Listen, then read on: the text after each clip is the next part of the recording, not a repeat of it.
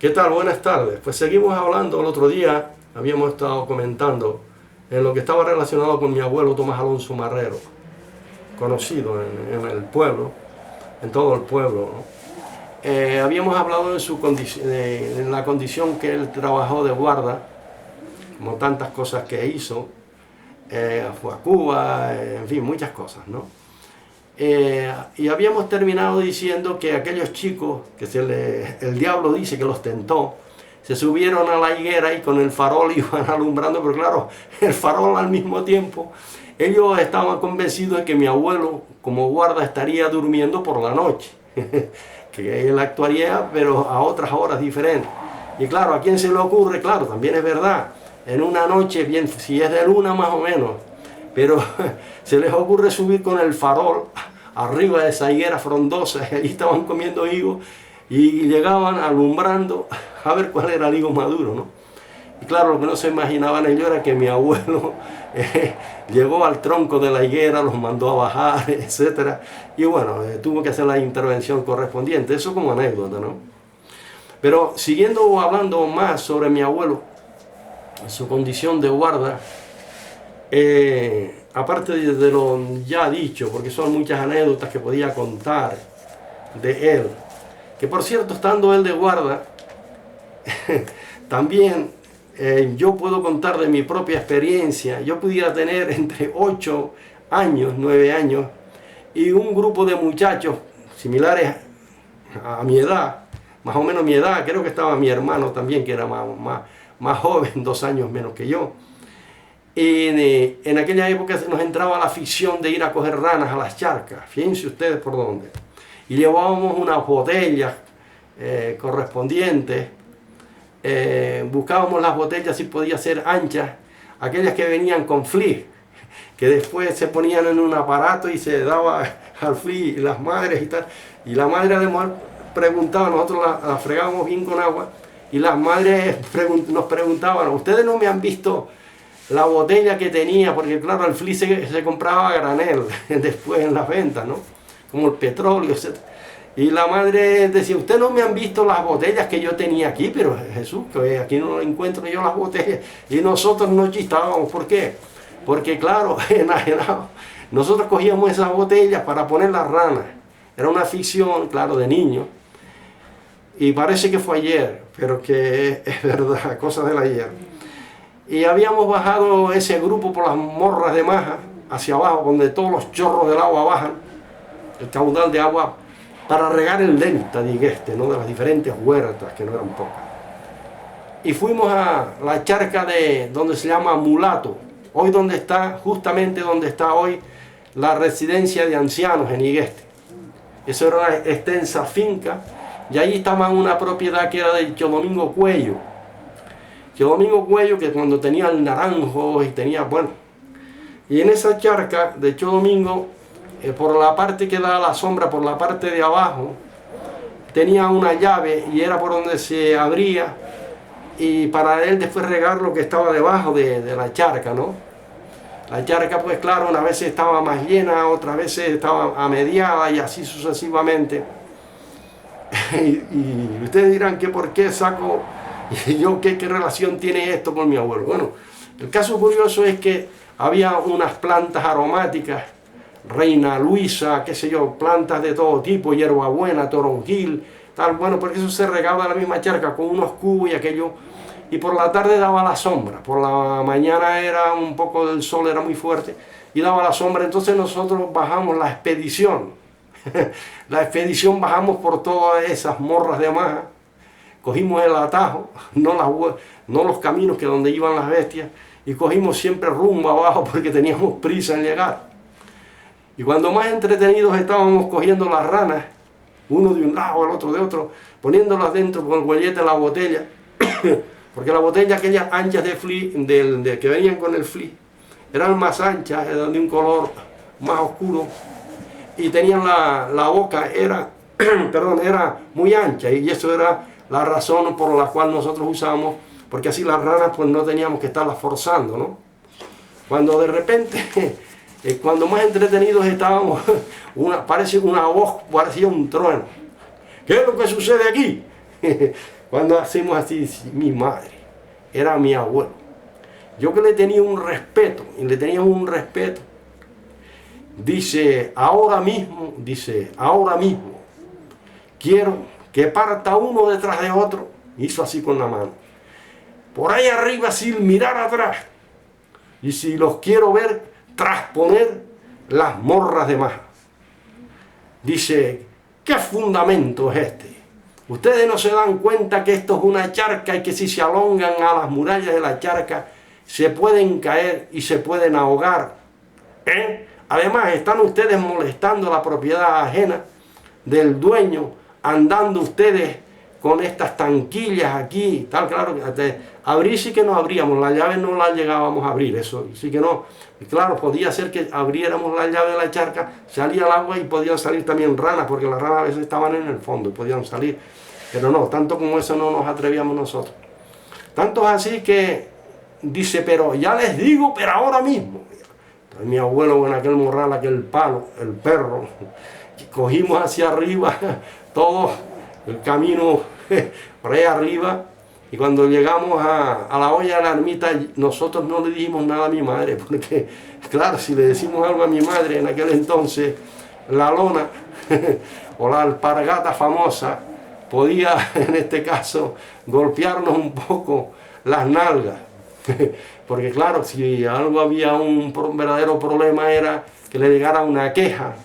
Y claro, es que realmente era peligroso lo que nosotros estábamos haciendo, pero claro, nosotros en nuestra ignorancia íbamos a estar pensando en nosotros. ¿Qué le iba yo a decir a mi abuelo? No, abuelo, nosotros no nos asomamos a la orilla del tanque, nosotros en las murallas no.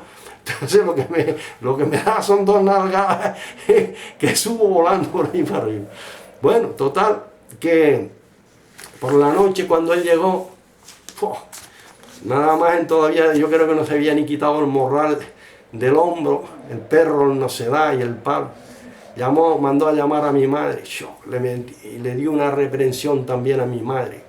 Y mi madre, pero padre, es que yo no sabía. Dice, no, pero a los niños hay que vigilarlos y saber a todas horas dónde están, con quién están y tal. Bueno, lo característico de la época, aquello era, bueno, mi abuelo con una voz disciplinaria y mi madre con el máximo respeto. Después mi madre, claro, nos echaba las regañinas. Cuando hablo de la alpargata, ¿quién no se acuerda de las famosas alpargatas aquellas? Si eran blancas que llevaban, ¿se acuerdan que por debajo tenían dibujado o troquelado la figura del tigre? Por eso le decía las lonas del tigre, que eran más anchas, pero tenía el tigre retratado. Y cuando eran nuevas, cuando íbamos caminando por los polvorientos caminos, se quedaba troquelado, grabado el tigre. Y aquello allí, para nosotros eso era claro, lo que queríamos eran lonas nuevas, cuanto antes, pero claro, la cosa no estaba mucho como para comprar muchas alpargatas y había que ahorrarlas, ¿no? Bueno, pues, claro, como anécdotas en lo relacionado con mi abuelo, aquella vez me tocó a mí. Yo más nunca volví, porque, vamos, a mi abuelo era un respeto, era pánico, ¿no? Porque, además, cuando él hablaba, él no le gustaba mucho pegar, pero cuando hablaba muy serio. Y si te decía, que no intentara decirle algo, dice, pues mira que me quito la correa y te doy sin brazos, y había que obedecer, había que obedecer, y de buena forma o manera, tuviera la razón o no, que prácticamente él nunca corregía si no tenías la razón. O sea, si él sabía que si tenías razón, pues no, te corregía con buenas palabras, etc. Bueno, pues, volviendo al tema de mi abuelo, pues por esas temporadas que llegó a estar mi abuelo, y yo me acuerdo cuando el perro no se da por la noche cuando llegaba, como el perro tan cariñoso, moviendo el rabo, saludando a todos los de la familia, cuando eso no había luz doméstica, no había luz de calle, sino nos alumbramos allí con un quinqué, con la vela, el farol o el carburo, ¿no? Y el perro, me acuerdo que parece como si fuera hoy. Yo me podía montar en él encima del lomo, que caminaba conmigo como si fuera un caballo o un mulo. Yo era pequeño, claro, pero el perro era muy fuerte, con aquel pecho que tenía, un presa canario, estoy hablando, ¿eh? Y el perro siempre le gustaba mucho lamerme las manos, era muy cariñoso, y así en la cara y eso, claro. Y si se ponía en pie, pues me ponía las manos en el hombro y me podía tirar con el peso del perro, ¿no?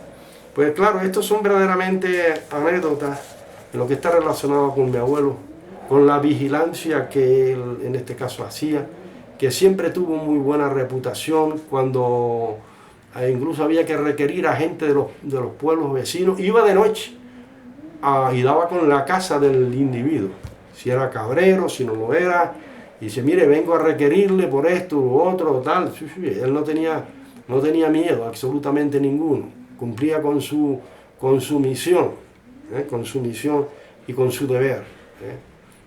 Y claro, por esta razón fue muy respetado, fue uno de los guardas de tantos que hubo. Yo no digo que todos fueran respetados, pero a él le tenían muchísimo respeto. Además, cuando hablaba como si hablaba en cátedra, parece que le estoy escuchando. No solamente que fue un buen orador en conversación y palabras, como tantas veces he dicho. Pero bueno, esto es en lo relacionado cuando fue guarda. Dije cómo iba vestido, cómo era guarda Prado, cuál era su misión. Y también decir que mi abuelo desarrolló funciones en lo que estaba relacionado con el catastro, con los amillaramientos de las propiedades. Era un hombre que él conocía en los nombres de las propiedades de los individuos o de la familia en el cual pertenecía. Eso era muy difícil que él no supiera de quién era. Prácticamente lo sabía. Eso era una enciclopedia andante, mi abuelo. Y cuando venían a millarar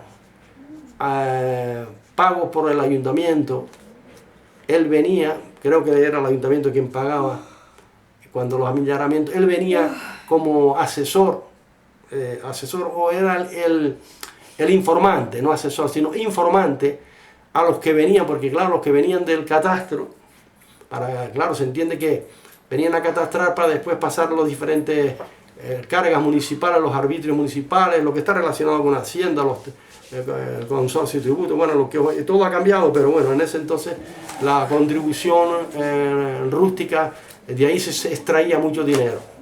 Y con duras penas muchos pobrecitos teníamos que pagarla, porque a lo mejor la tierra no producía lo suficiente, pero había que pagar, porque si no te venía la vía del apremio, te embargaban, eso es. Y mi abuelo pues era el informante de decir, mire esto, tal, y venía los del catastro, con Tomás y tal, mire, vamos a ver, y esto aquí, empezamos le decía, ¿por dónde empezamos hoy? Empezábamos tal, pues si había que ir a los campos, si había que ir a los márgenes, a las tierras de más producción, después por las zonas de Chacorche, la zona abajo de lo que era cultivable, en las zonas de lo que estoy hablando, de medianía, después las zonas de las costas, pues todo eso estaba plantado. Y se plantaba, las plantaciones llegaban al mar, al mismo mar. Yo me acuerdo donde está hoy el Tenerife, el antiguo Tenerife Tour, todo eso que era la calera, que le decíamos la calera, porque allí se llegó a extraer cal y después se trataba. Ahí yo me acuerdo ver todo eso plantado de algodonero, de tabaco. Ahí no había un palmo de tierra que no se dejara de plantar. Dense cuenta que ustedes que en Caletilla, las huertas de Garabote, donde estaban las máquinas para extraer el agua y bombearla a la charca de Maja, estaba en el mismo mar. Las olas del mar chocaban contra de la pared de las huertas de Garabote, por ejemplo, citar algo. Luego las que fueron del comandante, que primero fueron de Domingo del Castillo, Domingo García del Castillo, todas esas propiedades que se compraron para hacer la finca después del comandante, don Camilo Bel de la Prada, que después llegó a ser coronel de ingenieros o algo así. Bueno, las fincas del Ramonal, las fincas de Punta Larga, todo eso estaba completamente plantado, ¿no? Y entonces mi abuelo, en la cuestión de los amillaramientos, pues decía, mire, esto pertenece tal, bueno, vale, esto tal, iba diciendo, y mi abuelo iba informando. Entonces después venía, a la larga, venían las contribuciones correspondientes, y equitativamente, a quien perteneciera esas propiedades. Y no solía haber errores ninguno. Es curioso y quiero decirlo que cuando ya mi abuelo ya envejeció, ya no sé, porque yo creo que los amillaramientos, no sé si lo hacían de 5 en 5 años o algo así, no estoy de acuerdo, o sea, no estoy seguro, como puede ser el censo, etc. Pero yo sé que venían. Y cuando había alguna cosa que si los escribanos se equivocaban, pues hacían las alegaciones correspondientes. y después mi abuelo tenía que asegurar de quién era, etc. Bueno, pues él era el informante para ese entonces y el catastro funcionaba a la mil maravillas.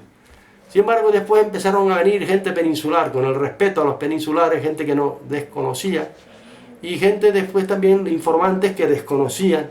A mí me parece que puede ser de la familia tal o tal, pero claro, con esto de parecer, y claro, esto dio lugar a que el catastro esté como está. Y lo digo claramente, el catastro está como está por eso. Yo mismo tengo propiedades que están a nombre de otras personas. ¿Y cuántas personas? Porque al ser rústico, pues ya, claro, lo urbano es lo que vale y tal, pues no nos hemos preocupado, o a veces sí, uno se preocupa un poco, y cuando tienes que hacer cualquier tramitación para que te adjudiquen la propiedad que es tuya, el catastro, tienes que hacer una tramitación a nivel administrativo que el dinero que tienes que gastar y todo lo que tienes que gastar no compensa por la propiedad existente, porque la propiedad existente eso tiene un bajo valor. Tanto es así que el bajo valor que tiene, que no se paga la contribución rústica, antes sí, porque le ponían unos precios elevados, porque eso producía. Hoy no, hoy por lo que se paga es por lo urbano. En una ocasión, hasta el 1981, se pagaba la contribución rústica. Y yo en una ocasión pregunté al consorcio de tributo y dice, no, caballero, no se paga porque a nosotros eso no es rentable. Porque los gastos de ordenador, de la documentación, etcétera, a nosotros eso no nos compensa. Y si por esa razón está así como está. Y por eso, claro, el catastro ahora, hoy en día, lo digo por mí, pero hay muchas personas en Iglesia, muchísimas, que en este caso están muchas propiedades a nombre de otras personas. Y eso la tira, que nos cuesta para poderlo, en este caso, poner en el correspondiente lugar a quién pertenece. Así que yo no quiero culpar a nadie, pero la verdad es que es así. Y el que me está escuchando sabe que eso es así. Propiedades que pertenecen a otros dueños que no son los legítimos dueños. Claro, pues volvemos al tema. ¿Por qué no se arregla en su totalidad y tal? Porque todo eso lleva un proceso de tiempo, de ir a la administración, etcétera, y entonces todo el mundo dice, bueno, como no vale tanto y tal, sí que voy a hacer, déjalo así.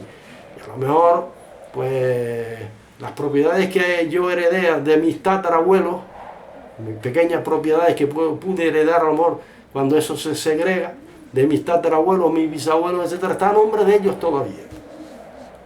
Está a nombre de los antiguos. Por eso es que las contribuciones solían venir herederos de... Las últimas que yo pagué en el 1981 decía herederos de don José Torres Oliva. Y ese era mi bisabuelo. No venía a nombre en este caso, de mi madre o de mis padres, no.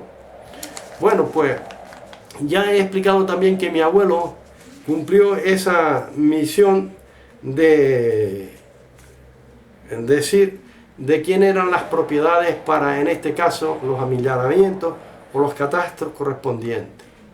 Y era muy curioso que mi abuelo, cuando cualquiera persona, cuando se deslindaba, etcétera, solían llamarlo a él, perdón, y decirle, don Tomás, mire, o Cho Tomás, ¿dónde cree usted? Y él ponía los majanos. Me acuerdo que como mi abuelo era un hombre muy fuerte, enérgicamente hablando, y en aquel entonces, un hombre con 50 años y tal, se conservaba muy fuerte.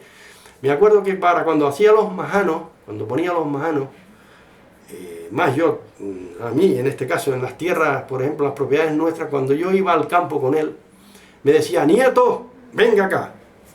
Y yo, claro, de él no me despegaba. Dice, mire, esta es la linde, voy a enseñarle la linde de nuestra propiedad. Vale. Entonces mi abuelo cogía una piedra grande, enorme, de base, y ponía, para empezar a hacer el majano, ponía la piedra de base y después iba poniendo otras más pequeñas y así sucesivamente, y el majano pudiese tener una altura de 50 centímetros, incluso de 1 metro de altura.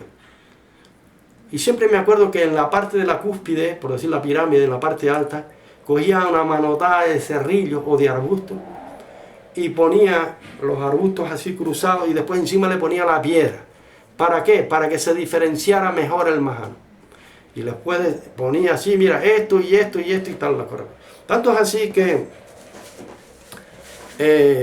y digo esto porque él solía deslindar, o lo llamaban para deslindar, porque él era muy conocedor al ser guarda y de los terrenos de cada persona. Y había algunas personas que a lo mejor heredaban sus propiedades de sus antiguos y no sabían bien la propiedad. Y yo me acuerdo allá, yo tenía como 50 años, y lindaba una señora conmigo, y bueno, la señora pues puso los majanos, fue con alguien, y entonces se introdujo en mi propiedad, y puso los majanos. Entonces cierto día yo llegué, y digo, bueno, esto está la señora, pues la fui a buscar a su casa, y claro, la mujer dice un poco remisa, dice, no, yo creo que yo no te cogí nada. Digo, señora, súbase. Entonces yo tenía el jeep en ese entonces, le dije, súbase que yo la llevo y vamos a ir a la propiedad, que yo le voy a decir que cómo usted se ha metido en mi propiedad, lo que es de cada uno, de cada uno. Bueno, es que el tema era porque se vendía unas propiedades, porque el ayuntamiento las quería comprar con un propósito. Bueno, no voy a explicar para qué era. Y bueno, entonces la señora le digo, mire, este majano y este y este y este, no, mire, lo suyo es esto y esto y esto, de aquí para abajo lo suyo, de aquí y tal, esto, lo... Entonces ella va y me dice, que era mucho más vieja que yo, dice, oiga, ¿y dónde está el majano que Tomás Alonso puso una vez para deslindarme con lo de ustedes? Porque ella sabía que yo era nieto de Tomás. Yo, venga para acá, señora. Entonces ella me siguió, digo, mire, había un valo voluminoso, grande, con unas faldas ya grandes, había crecido al pie del majano. Y claro, el valo, como estaba en un barranco, el barranco se entiende que cuando corre, etcétera, el caudal baja y tal, pues el valo estaba a sus anchas y entonces estaba tapando completamente el majano. Se veía el majano porque yo sabía dónde estaba. Entonces, mire, el majano que Tomás Alonso puso para, en este caso, deslindarla con usted y con nosotros, es este. Entonces la mujer se llegó y dice, tienes razón. Sí, hijo, sí, es verdad. Yo en este caso no estaba completamente seguro de cuáles eran las lindes, pero ahora estoy completamente segura que este es el majano que Tomás me enseñó a mí, etcétera. Y todo quedó bien, todo quedó arreglado. Claro, digo esto porque contándolo como anécdota de los temas sobre mi abuelo. Y hablando sobre mi abuelo, me gustaría también hablar, aparte de lo que él hizo, sus profesiones, sus trabajos, cómo fue siempre un hombre respetado. Siempre mis coetáneos, los que son de mi edad o un poco más jóvenes, siempre me dicen, ¿te acuerdas de tu abuelo? Aquellos famosos relatos que hacía. Dice, oiga, dice, fuerte hombre con aquellos conocimientos, a pesar de cuando en aquella época, dice, había que escucharlo, había que hablar, dice que se quedaba uno, dice, como adormecido escuchándole. Dice que lo cautivaba a uno. Y esto me lo ha dicho no personas, sino personas de estudio, personas que tuvieron la oportunidad de estudiar y que lo recuerdan siempre con admiración. Y estando yo, nos solíamos reunir, usted sabe que en los pueblos hay lugares que le decimos los mentideros, no para mentir, pero se llaman mentideros.